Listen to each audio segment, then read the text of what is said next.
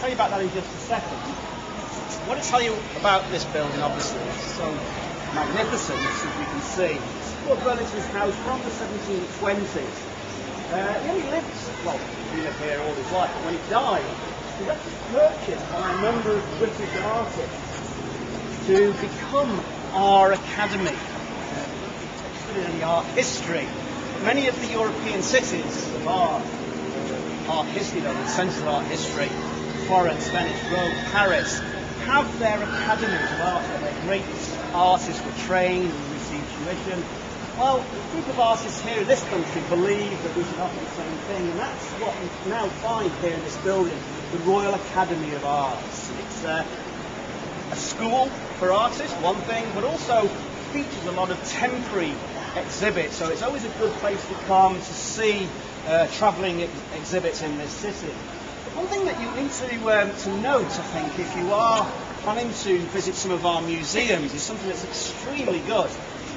In fact, I'm a fan of our government at all times, but one thing that they have done that I do applaud is that all of our museums are free of charge. It costs you a thing to go in. The National Gallery up here, in Trafalgar Square, our biggest painting collection, the British Museum with the Rosetta Stone, the Elgin Marbles, all of these fabulous exhibits, absolutely free of charge. You can walk in, have a look at a Titian, wander out, Leonardo the next day, isn't going to cost you a penny. So that's something very much to have on your sort of radar when you're thinking of how you're going to keep yourself occupied over these next 5 weeks or 10 weeks. Do go to some of our museums, they're great, they don't cost you a penny. Paris, Florence, Rome, we've done a lot from our government in terms of that, so it would be unfortunate to get into some of their museums. But that aside, this is part of that stable of museums that we have.